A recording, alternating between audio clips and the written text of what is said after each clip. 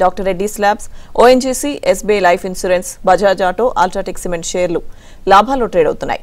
ఇక Asian Paints, Grasim, LTI Mindtree, Tata Steel, Tata Consumer Products షేర్లు నష్టాలు కొనసాగుతున్నాయి. ఇక ఓవరాల్ గా ఈ రోజు మార్కెట్లకు సంబంధించి వారి విశ్లేషణ అందించేందుకు ప్రముఖ బిజినెస్ అనలిస్ట్ ఈదర్ రామకృష్ణ గారు సిద్ధంగా ఉన్నారు. సార్ నమస్తే. సార్ రామకృష్ణ గారు నమస్తే మేడం.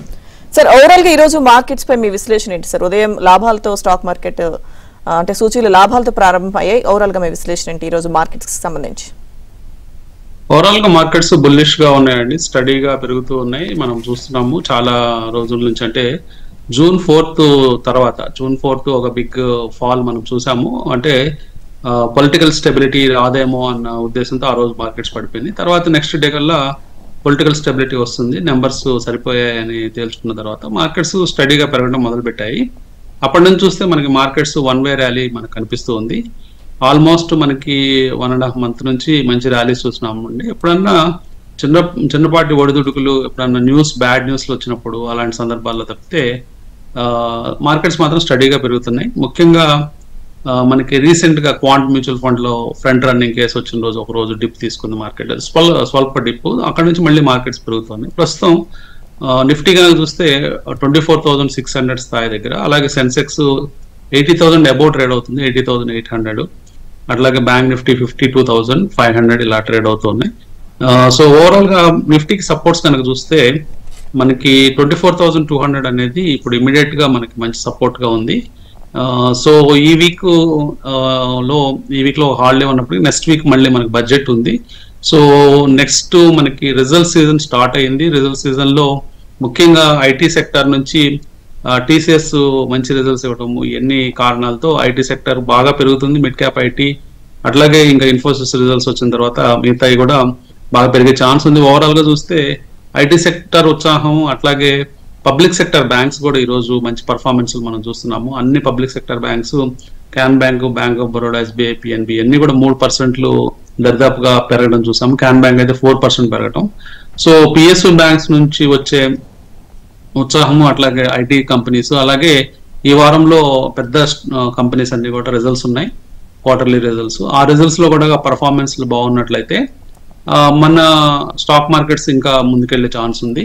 అట్లాగే తర్వాత బడ్జెట్ అనేది ఇంపార్టెంట్ ఈవెంట్ నెక్స్ట్ వీక్ ఉంది కాబట్టి ఆ బడ్జెట్ డే రోజున అంటే జూలై 23rd ఎలాంటి నిర్ణయాలు మనకి వెలువడిపోతున్నాయి అనేది బడ్జెట్ డే తెలుస్తుంది. సో ఆ నిర్ణయాలను బట్టి మార్కెట్స్ ఫర్దర్ డైరెక్షన్ తీసుకుంటుందని అనుకోవచ్చు. ఓకే రామకృష్ణ గారు, కాలర్ ఉన్నారండి కరీంనగర్ నుంచి కిషన్ గారు. హలో కిషన్ గారు, మీ డౌట్ ఏంటో అడగండి. నమస్కారం అండి రామకృష్ణ గారు, మేడం గారు. నా దగ్గర శరత్ ఇండస్ట్రీస్ అనేది ఐపీఓ నుండి ఉన్నాయండి. ఓకే, అది ఈ 3 రోజుల నుండి లోయర్ సీలింగ్ పడుతుంది సార్. ఒకసారి దాని ఫండమెంటల్స్, టెక్నికల్స్ చెప్పండి. అలాగే ప్రజ్ ఇండస్ట్రీస్ అనేది ఒక 300 ఉన్నాయి, అవి లాభాల్లో ఉన్నాను, 2 లాభాల్లో ఉన్నాను. ఉండమంటారా? ఫండమెంటల్స్, టెక్నికల్స్ ఎలా ఉన్నాయి చెప్పండి సార్, అమ్మేసుకోమంటారా? ప్రజ్ ఇండస్ట్రీస్ అయితే ఫండమెంటల్ గాను టెక్నికల్ గాను బాగుందండి. స్ట్రాంగ్ ర్యాలీస్ మనం రీసెంట్ గా చూస్తున్నాం, అట్లాగే లాస్ట్ 1 year నుంచి కూడా చూస్తున్నాము. ప్రస్తుతం 722 దగ్గర ప్రజ్ ఇండస్ట్రీస్ ట్రేడ్ అవుతుంది. సో ఈ స్టాక్ ని అయితే నేను హోల్డ్ చేయమని చెప్తానండి, ఇమీడియట్ గా మీరు అమ్మాల్సిన అవసరం లేదు. అట్లాగే మీరు అడిగిన రెండో స్టాక్ శరత్ ఇండస్ట్రీస్ గురించి అడుగుతున్నారు. సో శరత్ ఇండస్ట్రీస్ అయితే లాస్ట్ 2 days నుంచి కొంత ఫాల్ మీరు చూస్తున్నారు. అంటే ఈ స్టాక్ స్ప్లిట్ అనేది మనకు కనిపిస్తుంది. సో స్ప్లిట్ తర్వాత కూడా కొంత ఫాల్ అనేది, అంటే ప్రాఫిట్ బుకింగ్ ఈ స్టాక్ లో వస్తూ ఉంది. సో మీరు ఈ స్టాక్ లో మీరు ఎగ్జిట్ అవ్వదలుచుకుంటే ఒక స్టాప్ లాస్ పెట్టుకోండి. అరౌండ్ 45 కనుక ఈ స్టాక్ కనుక కట్ అయ్యి కిందకి వెళ్తూ ఉంటే ఎగ్జిట్ అయిపోండి. స్టాక్ లో ఫండమెంటల్ గా చూడాల్సిన అవసరం ఉందండి. అంటే లాస్ట్ ఫ్యూ క్వార్టర్స్ నుంచి మ్యూటెడ్ రిజల్ట్స్ ఇస్తున్నారు, అంటే పెద్ద గొప్ప రిజల్ట్స్ ఈ స్టాక్ లో రాలేదు. టెక్నికల్ గా అయితే ప్రస్తుతం వీక్ స్టేజ్ లో ఉంది. సో 45 బిలో ఎగ్జిట్ అని చెప్తాను. ఓకే సార్, నెక్స్ట్ కాలర్ ఉన్నారు విస్తనపేట నుంచి నాగేశ్వరరావు గారు. హలో అండి నాగేశ్వరరావు గారు, మీ డౌట్ ఏంటో అడగండి. నమస్తే మేడం. నమస్తే రామకృష్ణ గారు. నమస్తే అండి, చెప్పండి. సైలెంట్ డిఎల్ఎం, డిసిఎస్ సిస్టమ్స్ ఈ రేట్లో బయలుదేరుతుంది. స్టాక్స్ ఒకసారి రిపీట్ చేస్తారండి. Silent DLM, DCS systems. Okay అండి, సైలెంట్ అలాగే రెండోది డిసిఎం. అర్థమైందండి, అర్థమైంది. డిసిఎస్ సిస్టమ్స్ అర్థమైంది. డిఎల్ఎం లిమిటెడ్ వచ్చేటప్పటికి ప్రస్తుతం 756 రూపీస్ దగ్గర ఈ స్టాక్ ట్రేడ్ అవుతుందండి. సో ఈ స్టాక్ టెక్నికల్ గా బాగానే ఉందండి, అంటే కొంచెం ఫండమెంటల్స్ ఇంప్రూవ్ కావాల్సి ఉంది. వీక్ రిజల్ట్స్ వల్ల లాస్ట్ 2 quarters లో కొంత మనకి ఫాల్ తర్వాత మళ్ళీ ర్యాలీ వచ్చినప్పటికీ మళ్ళీ ఇప్పుడు కన్సాలిడేషన్ మోడ్ లో ఉంది. కొంచెము long term view at least 1 year పాటు మీరు ఉండగలిగితే ఈ స్టాక్ లో కొంత ఫండమెంటల్ అనాలిసిస్ చేయడానికి కూడా మనకి అవకాశం ఉంటుంది, రిజల్ట్స్ ఇంప్రూవ్ అయితే దాని ప్రకారం. సో ప్రస్తుతం అయితే ఒక రేంజ్ లో ఆసిలేట్ అయ్యే ఛాన్స్ ఉందండి, అరౌండ్ 620. టాప్ ఎండ్ వచ్చేటప్పటికి 815, 820 అలాగా 200 రూపీస్ రేంజ్ లో ఈ స్టాక్ ఆసిలేట్ అయ్యే ఛాన్స్ ఉంది రాబోయే ఫ్యూ మంత్స్ కి. 1 year అండ్ అబౌవ్ ఉంటే ఈ స్టాక్ లో మంచి రిటర్న్స్ వచ్చే ఛాన్సెస్ కనిపిస్తున్నాయండి. తర్వాత డిసిఎక్స్ సిస్టమ్స్ కనుక చూస్తే స్టడీ ర్యాలీ స్టాక్ లో చూసాం లాస్ట్ 1 year నుంచి, ఆల్మోస్ట్ ట్రిపుల్ అయినట్టు స్టాక్ లో మనకి మీకు కనిపిస్తూనే ఉంది. అలాగే టెక్నికల్ గా కూడా స్ట్రాంగ్ గా ఉంది స్టాక్, హోల్డ్ చేయమని చెప్తాను DCX systems. Okay sir Ramakrishna గారు, సో ఇందాక మీరు బడ్జెట్ గురించి ప్రస్తావించారు కదా సార్, అయితే అంటే ఈ వీక్ మొత్తం అంటే ఇప్పుడు లాభాలతో ఈ రోజు ఉదయం స్టార్ట్ అయింది కాబట్టి ఈ వీక్ ఎలా ఉంటుంది, లేకపోతే నెక్స్ట్ వీక్ బడ్జెట్ రాబోతుంది కాబట్టి దాని ఇంపాక్ట్ ఈ వీక్ కూడా ఉంటుందా, కొంత వెయిట్ చేస్తారంటారా ఇన్వెస్టర్స్? అంటే మార్కెట్ లో ఒక సెక్యులర్ బుల్ ర్యాలీ అనేది మనం చూసామండి, అంటే అన్ని సెక్టార్స్ కి స్ప్రెడ్ అయిన ర్యాలీ మనం లాస్ట్ 1 year లో చూసాము. ముఖ్యంగా మనం చూస్తే ఎక్సెప్ట్ 1 or 2 ఇండస్ట్రీ సెక్టార్స్ మినహాయించి లైక్ మీడియా లాంటి సెక్టార్ లో మార్కెట్ లో ర్యాలీ రాలేదు. అలాంటి సెక్టార్స్ మినహాయించి లాస్ట్ 1 year లో మనం చూస్తే అన్ని సెక్టార్స్ లో మనకి ర్యాలీస్ వచ్చాయి.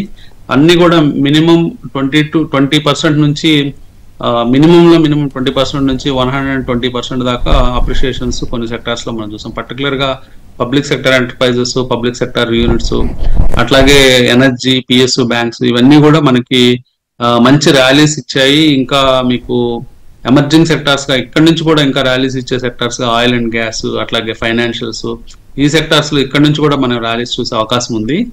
మీరు స్పెసిఫిక్ గా ఈ వీక్ కనుక చూస్తే మెయిన్ గా మనము ఒక రిజల్ట్ సీజన్ లోకి ఎంటర్ అయ్యామండి. సో రిజల్ట్స్ ఓపెనింగ్ లో వచ్చిన రిజల్ట్స్ పర్టికులర్ గా టీసీఎస్, హెచ్సిఎల్ ఇలాంటి కంపెనీస్ నుంచి పాజిటివ్ గా రావటం, మంచి అంటే ఆ పాజిటివ్నెస్ ని పట్టుకొని స్టాక్స్ ఐటీ రంగంలో మిడ్ క్యాప్ ఐటీ స్టాక్స్ కానీ లేకపోతే లార్జ్ క్యాప్ ఐటీ స్టాక్స్ కానీ అన్ని కూడా పెరగడం మనం చూస్తున్నాం లాస్ట్ 2 days నుంచి. పర్టికులర్ గా ఓఎఫ్ఎస్ఎస్లు, అట్లాగే హెచ్సిఎల్ టెక్నాలజీ, ఎంఫసిస్ ఇవన్నీ కూడా పెరగడం చూస్తున్నాము. సో ఐటీలో ఒక చిన్నపాటి ర్యాలీ మనం ఇక్కడ నుంచి చూసే అవకాశం ఉందండి. సో ఒక స్పెసిఫిక్ గా ఈ వీక్ కి నెక్స్ట్ వీక్ చూస్తే మెయిన్ గా రిజల్ట్స్ మీద బేస్ చేసుకొని నెక్స్ట్ ఫ్యూ డేస్ అంటే నెక్స్ట్ బడ్జెట్ డే దాకా మార్కెట్స్ స్టాక్ స్పెసిఫిక్ గా లేకపోతే సెక్టర్ స్పెసిఫిక్ గా మూవ్ అయ్యే అవకాశం ఉంది. రిజల్ట్స్ అంటే బడ్జెట్ డే రోజున బడ్జెట్ లో అంటే లార్జ్ పిక్చర్ కాబట్టి బడ్జెట్ లో ఎలాంటి నిర్ణయాలు తీసుకుంటారంటే డిఫెన్స్ సెక్టర్ కి ఎలాంటి అలొకేషన్స్ ఉంటాయి, అట్లాగే ఇన్ఫ్రాస్ట్రక్చర్ కి ఆ రంగానికి ఎలాంటి అలొకేషన్స్ ఉంటాయి అనే దాన్ని బట్టి ఆ ఇన్ఫ్రాస్ట్రక్చర్ ని సపోర్ట్ చేసే కోర్ సెక్టార్స్ అయిన సిమెంట్, స్టీల్ ఆ సెక్టార్స్ ఎలా వర్క్ చేస్తాయి, అట్లాగే ఎన్ని స్పెసిఫిక్ గా హౌసింగ్ సంబంధించిన డెసిషన్స్ తీసుకున్నప్పుడు housing companies, housing finance companies ఇట్లాంటి వాటి మీద ఎలాంటి ఇంపాక్ట్ ఉంటుంది, ఇవన్నీ కూడా మనం ఒకసారి బడ్జెట్ పూర్తిగా చూసిన తర్వాత తెలుస్తుందండి. అప్పటిదాకా మనము స్టాక్ స్పెసిఫిక్ గా మార్కెట్స్ పెరిగే ఛాన్సెస్ కనిపిస్తున్నాయి. ఓకే సార్, నెక్స్ట్ కాలర్ ఉన్నారు ఒడిశా నుంచి ఉదయ్ శంకర్ గారు. హలో అండి, మీ డౌట్ ఏంటో అడగండి. రామకృష్ణ గారు ఉన్నారు. నమస్తే రామకృష్ణ గారు. నా దగ్గర GVK power and infra 2000 shares ఉన్నాయి సార్. ప్రస్తుతం లాస్ లో ఉన్నాను. అది ఉంచమంటారా అమ్మిమంటారు సార్? నెక్స్ట్ కెనరా బ్యాంక్ 200 shares ఉన్నాయి. 100 rupees పర్చేజ్ చేసాను, లాభంలోనే ఉన్నాను. అది కూడా ఉంచమంటారా అమ్మిమంటారు సార్? రెండో కంపెనీ ఏమన్నారండి? Canara bank. Canara bank, okay అండి, రైట్. కెనరా బ్యాంక్ బాగుందండి, అంటే పర్ఫార్మెన్స్ అంటే మన పబ్లిక్ సెక్టర్ బ్యాంక్స్ లో మంచి క్వాలిటీ నేమ్ ఏదైనా మనం చూస్తే సైజ్ వైజ్ గా అయితే మనకు అందరికీ తెలిసింది ఎస్బీఐ అని, అలాగే క్వాలిటీ బ్యాంక్ లో మనకి నెంబర్ 1 లో వచ్చేది కెనరా బ్యాంక్ అండి. మీరు ఈ స్టాక్ లో చాలా మంచి పర్ఫార్మెన్స్ మనం చూసామండి. కరోనా తర్వాత మనం ఈ స్టాక్ చూస్తే ఆల్మోస్ట్ మనకి 5 bagger 5 to 6 bagger అయింది ఈ స్టాక్. అయినప్పటికీ క్వాలిటీ వైజ్ గా ఈ కంపెనీ ఇంకా కెనరా బ్యాంకు చాలా ఇంకా బాగా పర్ఫామ్ చేసే ఛాన్స్ ఉంది కాబట్టి హోల్డ్ అని చెప్తానండి. తర్వాత జేఎస్డబ్ల్యూలో మీరు హై ప్రైస్ లో ఎంటర్ కొద్దిపాటు లాస్ ఉందన్నారు. సో 342 ఉందండి. ఈ స్టాక్ కూడా స్టడీగా పెరుగుతుంది.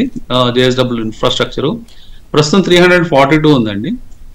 కానీ స్టాక్ పర్ఫామ్ చేసే ఛాన్సెస్ బాగున్నాయండి భవిష్యత్తులో. కాబట్టి ఈ 2 స్టాక్స్ ని మీరు హోల్డ్ చేసుకోండి. ఇప్పుడైతే ఇమీడియట్ గా ఎగ్జిట్ అవ్వాల్సిన అవసరం లేదు. ఓకే సార్, నెక్స్ట్ హైదరాబాద్ నుంచి సాయి కృష్ణ గారు ఉన్నారు. హలో అండి, మీ డౌట్ ఏంటో అడగండి. రామకృష్ణ గారు ఉన్నారు. Good afternoon sir. Sir GAIL, IFCI ఈ రెండులో తీసుకోవచ్చు సార్. ఫస్ట్ స్టాక్ ఏమన్నారండి? GAIL. Okay, GAIL, IFCI. Okay అండి. గెయిల్ పర్ఫార్మెన్స్ బాగుందండి స్టాక్ వైజ్ గా. మీరు లాస్ట్ ఫ్యూ మంత్స్ నుంచి స్టడీగా పెరుగుతుంది. అలాగే ఇందాక కూడా అనుకున్నాం మనం ఆయిల్ అండ్ గ్యాస్ సెక్టర్ లో మంచి మొమెంటం మనం చూస్తున్నాము. ఈ రోజు కూడా మీరు చూస్తే ఓఎన్జీసీ లాంటి స్టాక్ 5% పెరగటం గమనించాము. సో ఓఎన్జీసీ అట్లాగే గెయిల్ ఇవన్నీ కూడా ఈ ఆయిల్ అండ్ సెగ్మెంట్ లో ఉన్నాయి. అట్లాగే పెట్రోనెట్, ఎంజిఎల్, ఐఓసి, మీరు పెద్ద పెద్ద కంపెనీస్ ఉన్నాయి. సో ఈ ర్యాలీలో ఏమి జరిగిందంటే లాస్ట్ 1 year లో వచ్చిన ర్యాలీలో ఈ పర్టికులర్ కంపెనీస్ లో ఇంకా పిఈ రేషియో చాలా తక్కువలో ఉన్నాయండి. అంటే మిగతా సెక్టార్స్ లో పిఈ రేషియోస్ స్కై రాకెట్ అయిపోయినాయి. అంటే 70s, 80s మనం చూస్తున్నాము. అలాంటి సందర్భంలో మనము ఈ కంపెనీస్ లో మనము బిలో 20s లేకపోతే అరౌండ్ 20s మనము అలాంటి పిఈ రేషియోస్ చూస్తున్నాము. అంటే కొంత వాల్యూ ఉంది.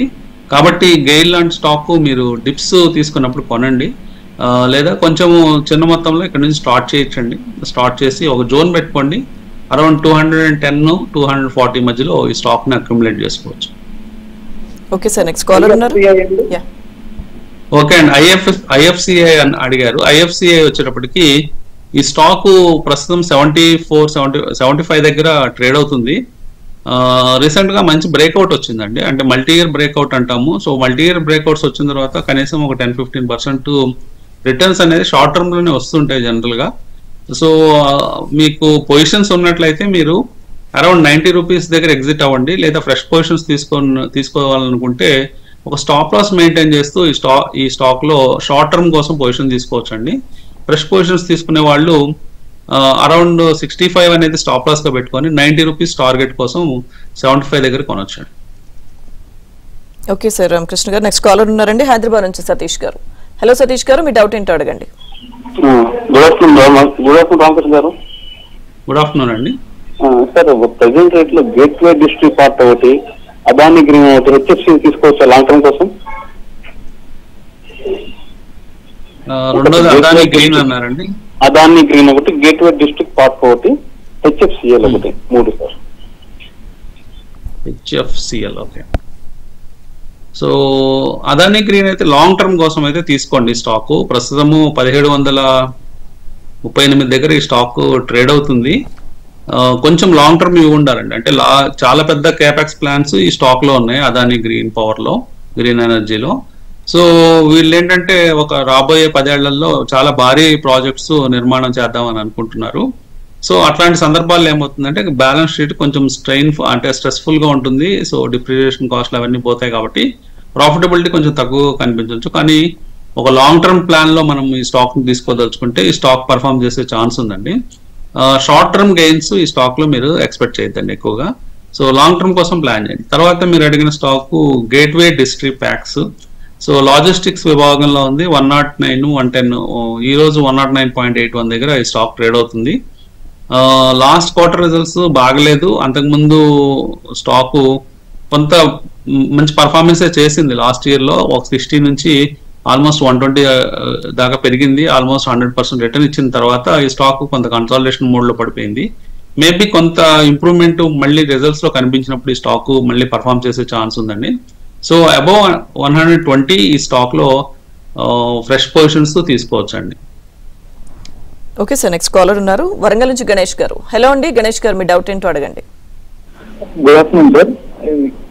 Quant small cap mutual fund గురించి ఒక చిన్న క్వెరీ ఉంది సార్. యాక్చువల్లీ రీసెంట్ గా పేపర్ లో సెబీ కొంచెం ఇన్వెస్టిగేషన్స్ అంటే చేస్తుంది అంటున్నారు. But at the same time quant small cap funds return కూడా చాలా ఎక్కువగా ఉంది సార్. ఈ టైంలో ఇన్వెస్ట్మెంట్ ఎంతో చేయొచ్చు అంటారా వద్దంటారా ఉన్న ఐడియా సజెషన్ ఇవ్వగలరా sir? So quant mutual fund సంబంధించి అంటే కంపెనీలో కొంత ఫ్రంట్ రన్నింగ్ జరిగింది.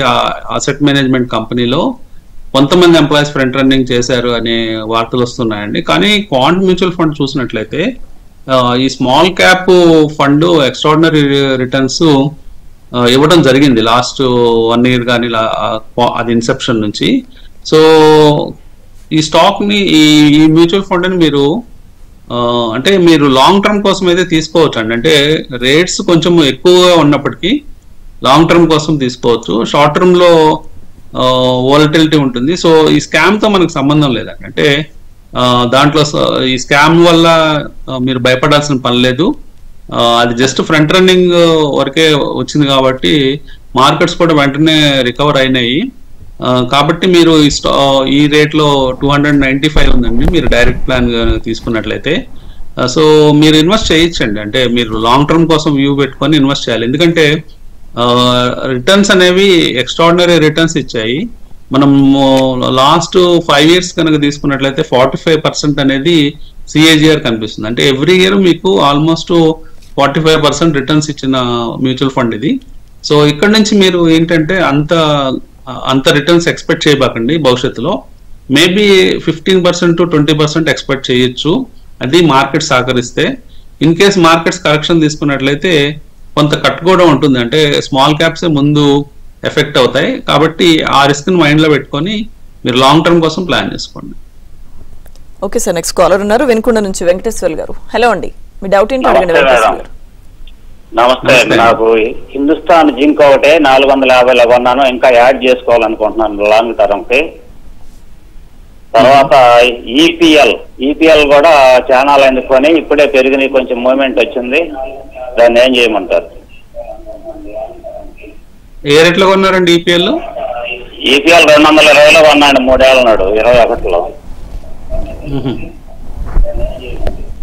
ఓకే అండి, ఈపీఎల్ మీరు అన్నట్లు కొంత అంటే లోవర్ సైడ్ బ్రేక్అవుట్ అనేది వస్తుందండి స్టాక్ లో ప్రస్తుతం.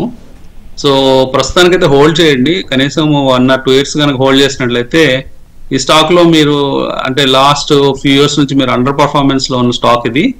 సో ఇక్కడ నుంచి కొంచెం రిటర్న్స్ పెరిగే ఛాన్స్ ఉంది కాబట్టి హోల్డ్ చేయమని చెప్తానండి. తర్వాత హిందుస్థాన్ జింక్ ఇక్కడ యాడ్ చేసుకోవచ్చు అని అడుగుతున్నారు.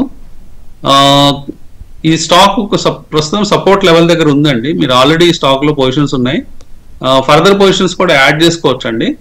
సో ఈ స్టాక్ కొంత కన్సాలిడేషన్ అయ్యే అవకాశం ఉంది నెక్స్ట్ ఫ్యూ మంత్స్. అక్కడ నుంచి మళ్ళీ స్టాక్ చిన్నగా గ్రో అయ్యే ఛాన్సెస్ కనిపిస్తున్నాయి. సో హిందుస్థాన్ జింక్ లో ఫ్రెష్ పొజిషన్స్ యాడ్ చేసుకోవచ్చు అండి. ఓకే సార్, నెక్స్ట్ కాలర్ ఉన్నారు హైదరాబాద్ నుంచి వేణుగోపాల్ గారు. హలో అండి, మీ డౌట్ ఏంటో అడగండి వేణుగోపాల్ గారు.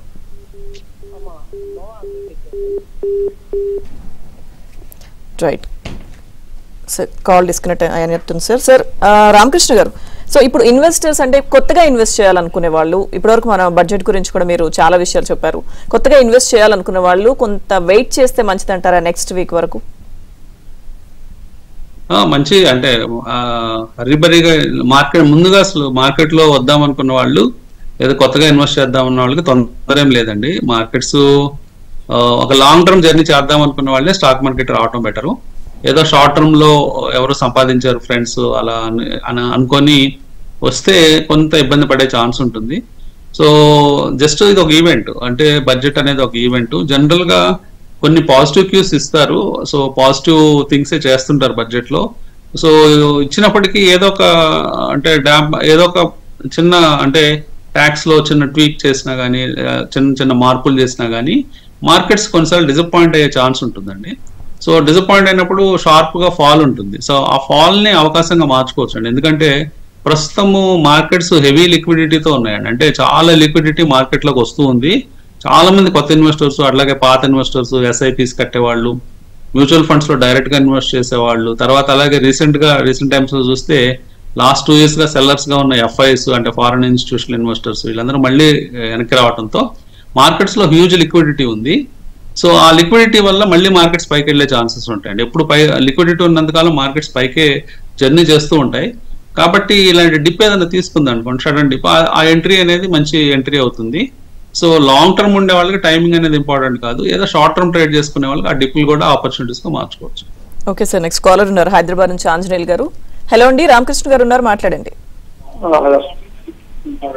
హలో హలో చెప్పండి. సార్ హిందూ కాపర్ లో చెప్పండి ఆంజనేయులు గారు. హిందూ కాపర్ షేర్లు కొన్నామండి, 384 కొన్నాము. అది ఉంచుకోవచ్చా? అంటే ఎంతకాలం కోసం 384 కొన్నాం. అర్థమైందండి. ఎంతకాలం కోసం అని కొన్నారంటే షార్ట్ టర్మ్ కోసం కొన్నారా లేకపోతే ఎలా? అంటే షార్ట్ టర్మ్ కోసం కాదు, లాంగ్ టర్మ్ అని కొన్నాను. అలాగండి. లాంగ్ టర్మ్ కోసం అయితే ఈ స్టాక్ ని హోల్డ్ చేసుకోవచ్చు అండి. ప్రస్తుతం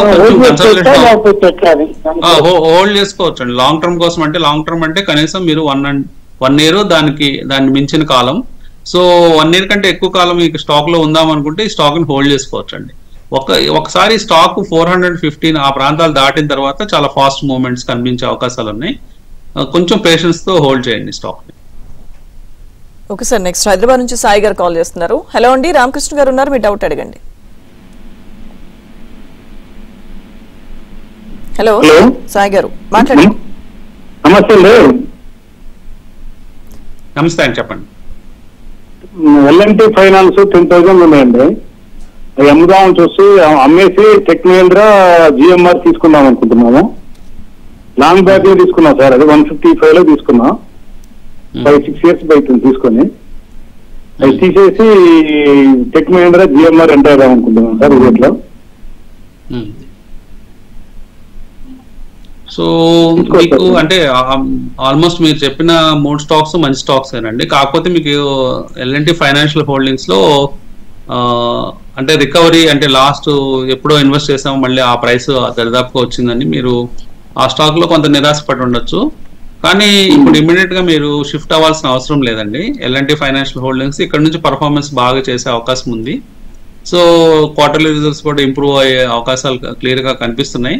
ఈ ఫైనాన్షియల్ సెక్టారు అలాగే మీరు టెక్ మహీంద్రా కొనుక్కోవచ్చు ఇన్ కేస్ మీ దగ్గర ఫర్దర్ గా ఫండ్స్ ఉన్నట్లయితే. ఈ స్టాక్ ని ఎగ్జిట్ అయిపోయి ఫ్రెష్ గా ఆ 2 స్టాక్స్ మీరు అన్న GMR కానీ లేకపోతే టెక్ మహీంద్రాలో ఇన్వెస్ట్ చేయాల్సిన అవసరం లేదు. ఈ స్టాక్ ని హోల్డ్ చేసుకోండి. ఈ స్టాక్ లో ఇక్కడ నుంచి మీరు రిటర్న్స్ ఎక్స్పెక్ట్ చేయొచ్చండి. మీరు ఒకటి అబ్జర్వ్ చేయాలి, అంటే మీరు కొన్న ప్రైస్ రిఫరెన్స్ కాకుండా మామూలుగా రీసెంట్ గా ఈ స్టాక్ లో ఎలాంటి పర్ఫార్మెన్స్ కనిపించిందని చూస్తే లాస్ట్ 1 year లో మంచి రిటర్న్స్ ఆల్మోస్ట్ 100-150% రిటర్న్ ఈ స్టాక్ లో కనిపిస్తుంది. జనరల్ గా నేను బిలీవ్ చేసేది ఏంటంటే ఎక్కడైతే ప్రూఫ్ ఆఫ్ సక్సెస్ ఉంటుందో అదే అలాంటి స్టాక్స్ ఇంకా పర్ఫార్మ్ చేస్తాయి. సో కాబట్టి హోల్డ్ అని చెప్తాను. ఓకే సార్, నెక్స్ట్ కాలర్ ఉన్నారు నల్గొండ జిల్లా నుంచి రమేష్ రెడ్డి గారు. హలో అండి, రామకృష్ణ గారు ఉన్నారు, మీ డౌట్ ఏంటో అడగండి.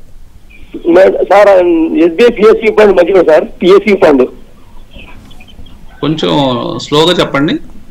PSU fund SBI PSU okay, అది మంచిగా సార్, తీసుకుంటే లాంగ్ టర్మ్ మంచిగా సార్. లాంగ్ టర్మ్ కి ఫండ్స్ అన్ని బాగానే వర్క్ చేస్తాయండి. SBI PSU ఫండ్ ప్రస్తుతం 37 రూపీస్ NAV ఉందండి, 37.41 డైరెక్ట్ ప్లాన్ లో. డైరెక్ట్ ప్లాన్ అంటే మీరు డైరెక్ట్ గా కంపెనీ AUM అంటే SBI AUM asset company website నుంచి మీరు సబ్స్క్రైబ్ చేసినట్లయితే 37.41 ఉంది.